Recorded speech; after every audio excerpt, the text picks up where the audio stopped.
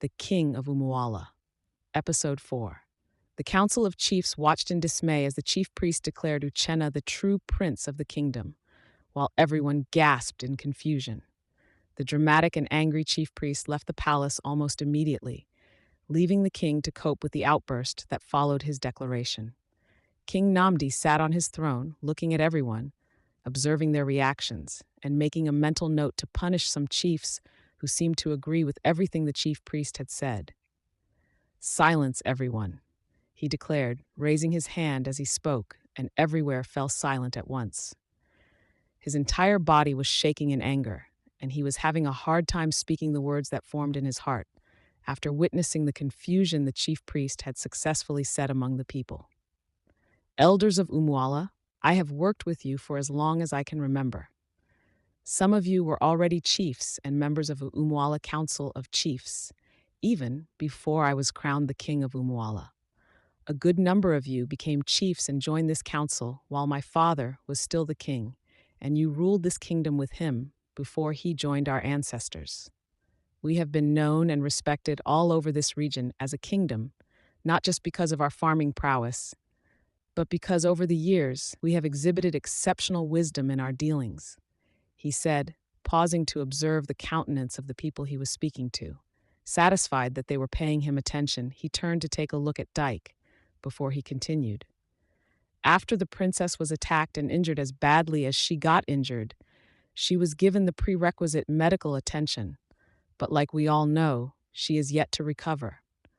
The chief priest was sent for, and he told us here that the princess will only get better after the prince had been brought to the palace. I sought counsel here, and we had to bring Agwo because I didn't know of the existence of any prince before the chief priest's declaration. If you can recall correctly, Agwo told us how to get the prince, and with his guidance, the prince was found and brought to the palace. Yet, the chief priest is out to frustrate the royal household. I don't know what he holds against my son, but I know that I won't let anyone come between me and my son going forward. It is bad enough that the chief priest didn't wish to acknowledge my son as the prince, but how treacherous can he be? How can he announce Uchenna, the prince of the kingdom, when we all know that Uchenna's parents have no connection whatsoever with the royal household?" The king asked, his voice booming in the throne room. Everywhere remained silent, and the king continued to speak, telling everyone how the chief priest was certainly no longer speaking the mind of the gods because he was now creating confusion in the kingdom with his conflicting messages. "Your Majesty, I understand your frustrations and anger. After hearing the chief priest speak this way to the young man you have brought in as the prince," one of the chiefs was still saying when the king interrupted him angrily. "What do you mean by the young man I brought as the prince? Are you by chance doubting Dyke's identity as my son as well? Are you saying I do not know my son just because the chief priest is out to create trouble in my kingdom?" The king asked in askance. "I'm sorry, Your Majesty. I do not doubt your abilities at all, but the chief priest has always been the mouthpiece of the gods. If he says this young man isn't the prince, then I think the gods must have told him this," the chief replied, unprepared to back down, even when the king's eyes, blazing with anger, bore into him as he spoke. More chiefs spoke up, imploring the king to calm down and think about what the chief priest has said. "What's this, father? Are these even chiefs? Are these really people you work with? How can you surround yourself with a bunch of old people who, from all indications, have no good sense of reasoning?" Dyke lashed out, speaking so loudly and arrogantly that all the chiefs turned sharply towards his direction, looking at him in shock. The king's friend, Chief Okori, leaned in to speak to the king, asking him in a whisper to caution Dyke, but even before he finished what he was saying, Dyke was on his case. "And I hope for your sake that you aren't talking about me. I hope you aren't trying to make yourself more relevant than you are, speaking to the king as though he is your colleague," Dyke snapped. Everyone expected the king to caution Dyke, but not only did he not caution him, he was scolding those who dared annoy his son.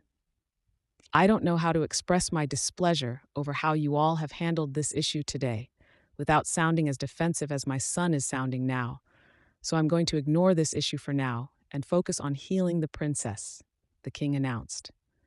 As you please, your majesty, the chiefs chorused, instantly shutting their mouths to listen to what he had to say. We will send for the priest of Akkadi shrine and have him inquire from the gods why our chief priest has suddenly turned corruptible and chosen to wreak havoc in our kingdom, the king declared. Nobody argued with him because they were already worn out from being insulted by the arrogant dyke whenever they raised any objection. Some hours later, the king's face turned ashen as the priest of Ikkedi shrine, a wise and aged man, entered the palace. He threw his divination objects on the floor, looking quite focused on the objects and how they aligned on the floor. Speak to us, wise one. What has happened to our chief priest? Why is he suddenly no longer speaking the voice of the gods? The king asked. And the priest began to laugh without humor, asking the king why he thinks mortals can understand the ways of the gods. He approached Uchenna, his eyes scanning the young man's face and his features. I have studied the ancient lore and consulted the spirits, your majesty, he declared, his voice low and mysterious. This young man, Uchenna, is indeed the prince who was kidnapped on the night of his birth. The king's eyes widened in shock, and he stumbled backward as if struck by an invisible force. How is this possible? He whispered, his voice trembling. My son was indeed kidnapped on the day he was born, but he was killed, just like his mother, the king said painfully. The chief priest began to explain, his words painting a vivid picture of the fateful night. It is all here, your majesty. The gods have painted the story here on these divination items, making everything as clear as crystal. The queen, in her kindness, had taken in a frail old woman who sought refuge in the palace shortly after the prince and his sister were born. Unbeknownst to her, the old woman was a warrior in disguise, sent to kidnap the newborn prince, because the warriors of a Manke village had been told the prophecy of the valiant prince who'd be born of this kingdom but will reign over all the surrounding kingdoms in his time. The king's face contorted in anguish as the priest continued. He could remember that incident, just like he could remember his name. Your Majesty, you insisted on turning the beggar away, but the compassionate queen wouldn't hear a word of it, even though she had just been delivered of the twins and was yet to recover from the pangs of labor contractions. She took the well-disguised warrior in, and just before midnight, he struck, successfully kidnapping the queen and the newborn prince. The queen's body was found floating on the village stream, but the prince was never seen again. It was assumed that he had perished alongside his mother because his blood-stained clothing were found beside the stream. Uchenna's eyes locked onto the king's, and for a moment they just stared at each other, each of them consumed with their own thoughts. The chief priest's voice broke the silence, but fate has brought the prince back to his rightful place. Uchenna is the true heir to the throne, the priest said, made some dramatic dances, and zoomed off. How can this be? Why did the gods let all this happen? So the queen died because of her kindness, and the king has made so many others die because of this. Uchenna soliloquized, his frustration written all over him. The king's face turned red with rage as he glared at Uchenna. You dare to imagine that you are my son? He thundered, his voice echoing off the palace walls. I know that my son died on the night of his birth. You are nothing but an impostor, a clever fake trying to usurp the throne. Whatever it is that you have done to make sacred men, known to speak the heart of the gods, suddenly turn to charlatans, we will know soon enough, the king fired in annoyance. Uchenna's eyes flashed with anger, but he kept his tone calm. I'm not here to claim the throne, your majesty, he said. I'm here because the embodiment of shame and reproach that you want for a son has brought me out to be punished for asking him to check his excesses. I have no interest in being named a prince, especially if that would make me your son. But after hearing about the reason you gave that unfair decree, I am curious to know the truth about the connection of this story to my past and that of our kingdom, and I want to help your daughter, the princess. Uchenna replied flatly. The king snorted. Help my daughter? Ha! You're a clown to think that you'll ever be able to help her. Who are you, by the way, to think you can help her? You must think this is about jumping into the stream to drag out a woman that was already swimming to safety, just to appear brave in the eyes of the villagers. The princess has been bedridden since she was brought back from the stream, and no one has been able to heal her because only the true prince can heal her, not some vagabond. The king spat venomously. Just as his last word was dropping, Agwo, the priest of Ake's shrine, rushed into the palace, uninvited. And just like the other priests, he was there to pronounce Uchenna as the true prince, and everywhere fell silent at once. The king's voice cut through the silence, his tone bitter. "I don't believe it," he spat, turning his attention to Uchenna. "You're just a clever impostor, trying to steal the throne from my true son Dyke. No son of mine could have been raised to disobey the laws guiding our kingdom. Send for another priest. Get me a priest from a distant land, one who doesn't know the tragic story of how my son died, and is ready to force an impostor on me as my son," he instructed, and the guards swung into action. Several hours later, the royal guards drove in with two priests that have found from two different communities. Shockingly, they both have same message and instantly bowed to Uchenna, whom they said was that valiant prince from the prophecy. Uchenna's eyes narrowed as he thought about what they had just said. He wanted nothing to do with the royal household, especially being named King Namdi's son, but he could see clearly that he was indeed the lost prince. Yet, he still had some confusions. "Wise one, I have no doubt that you hear and commune with the gods, but how can I be the prince when my late parents weren't related to the royal household in any way? Everyone in this village is aware that I wasn't adopted by them because my mother nursed her pregnancy and gave birth to me right here in this village. If I am truly the lost prince, then I want to know how I ended up living with the people who raised me. What is their input in all of these, and how did they find me?" Uchenna asked one of the priests. The chief priest stepped forward, a small smile on his face. "Ah, yes. The story of how you were found is a remarkable one, Prince Uchenna. You see, the man who raised you, the one you thought was your father, was a kind and gentle soul. His name was Okoro, and he was a farmer who lived on the outskirts of the kingdom." Uchenna's eyes widened as the priest continued. Okoro's wife had just given birth to a stillborn child, and Okoro was overcome with grief. He took the body of his son into the forest to bury him that night, but as he was digging the grave, he heard a faint cry. He followed the sound and found you, Prince Uchenna, lying in a pool of your own blood, surrounded by leaves and twigs. The warrior's blade had cut through your chest and you passed out, after bleeding for so long. Somehow you regained consciousness long after the warrior left and began to wail in pains. The kind-hearted farmer found you and took you home, unaware of how you ended up there. Together with his wife, he consulted the oracles in a distant land and was told that your safety and survival to maturity lay in their hands. The gods asked them to raise and nurture you, for you have been prophesied to reign over several kingdoms, and for this reason, many will seek to take your life. They were aware that they could pay the ultimate price for keeping you, but the courageous couple chose to be remembered forever as the ones who raised and saved the prophesied king of several kingdoms. Some years after they started raising you as theirs, an overzealous prince of a kingdom heard about the prophecy and consulted a heartless and power-drunk witch doctor on what to do. He was asked to burn your father's hut at midnight, and he did as told, even though he had no idea that you are truly the prince.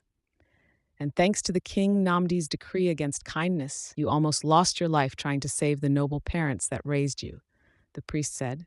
The king's face turned pale, and he stumbled backward, as if struck by an invisible force. "No," he whispered, his voice trembling. "It can't be." Uchenna's eyes locked onto the king's, and for a moment they just stared at each other, the air thick with emotion. The chief priest continued, his voice low and mysterious. "Okoro must be honored, because he took you in and raised you as his own, Prince Uchenna. He taught you the ways of the forest and the importance of kindness and compassion because he knew who you are. And though he never told you the truth about your past, he knew that you were special, that you were destined for great things. He was forbidden from announcing your identity to you or anyone else because the timing and circumstances heralding your return to the palace had already been orchestrated by the gods. The priest concluded. Uchenna's eyes dropped, and he took a deep breath, trying to process the revelation. He thought back to his childhood, to the stories his foster father had told him, to the lessons he had learned. It all made sense now. Then he looked at the king, who was looking at him with mixed feelings. Uchenna's eyes flashed with anger, but he kept his tone calm. "I'm not here to steal the throne, Your Majesty," he repeated. "I'm here to help your daughter and to find out the truth about my past. That's all.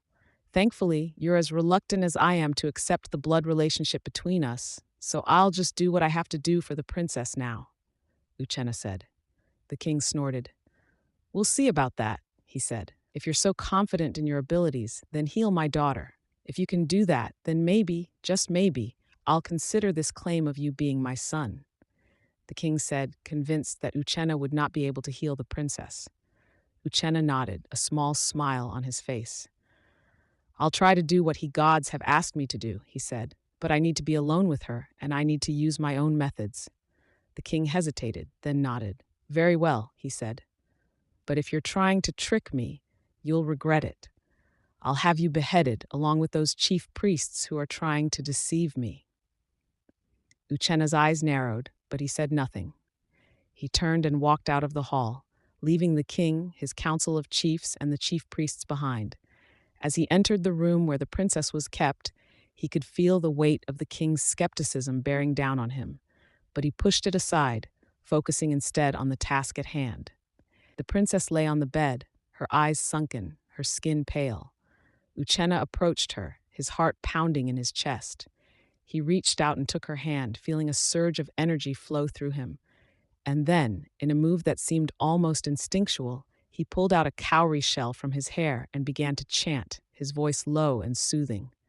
The princess's eyes fluttered open, and she looked up at Uchenna, a small smile on her face. Uchenna helped the princess sit up, and then, in a stunning turn of events, she stood up, her eyes shining with a newfound vitality. Moments later, the king's jaw dropped as Uchenna walked out of the room with the princess, who was now walking on her own, a small smile on her face. The king's eyes narrowed, his mind racing with the implications. Could it be true? Was Uchenna really his son? He didn't know what to believe, but one thing was certain. Uchenna had just done the impossible, and that was something that couldn't be ignored. As the truth sank in, the king's expression transformed from shock to shame. He fell to his knees, tears streaming down his face. "My son, I am sorry. I was blind to the kindness that surrounded me, and I have paid the price. In my grief, I made a decree against kindness, something that nearly made me lose you forever when that hut got razed down that night. Then the princess, my only known surviving child, was on the way to losing her life too, if you hadn't been blessed of the gods with bravery and milk of kindness. Now it makes sense what you said that day about the world being a better place if we can turn our pains to strength instead of letting the pains turn us to agents of destruction," the king said remorsefully. Uchenna's face softened, and he reached out to his father, helping him to his feet. "You have been punished enough, father," he said, his voice filled with compassion. "Let us start anew and rule our kingdom with kindness and wisdom, the kind of wisdom that will help us discern when we see the actual imposter in front of us." Uchenna said, looking at Dyke, who had by now started removing the beads around his neck, of his own volition. Cold beads of sweat formed on his forehead when he heard what Uchenna said, and noticed that his attention had been turned to him. Please," he stuttered, clasping his two hands together in panic, but Uchenna simply smiled and beckoned on him to come to him. He told Dyke that he has no plans of mistreating him, because like an adage in their kingdom said, if you kill a bad person because of his bad deeds, you have still committed murder. "So Dyke, I forgive you for all you have said and done to me, but you will need to seek the forgiveness of the elders and chiefs that you have wronged," Uchenna ordered. Dyke promptly did as he had been ordered to, and was lucky that Uchenna's influence made it quite easy for him to be forgiven. And so the kingdom began a new era, one where kindness was no longer a taboo, but a virtue to be cherished. Uchenna, the true prince, ruled with his father, bringing peace and prosperity to their people. Year later, his father joined his ancestors, and Uchenna was crowned at the king of UMUALA, in a lavish ceremony that saw the princess outdoing herself to make the enthronement a grand success. And just as the prophecy had said, the ceremony was yet to end, when kings from all the neighboring villages, directed by their chief priests, flooded the palace to pay obeisance to the new king and to seek his protection over their kingdom. Several kingdoms willingly annexed themselves to UMUALA, submitting to the wise and impactful leadership of the king of UMUALA. And that is the end of our story. Watch out for the next story. Subscribe to this channel to get notified when I post the first episode of the next story. Do not forget to leave a comment to tell us what you think about this just concluded story. See you real soon.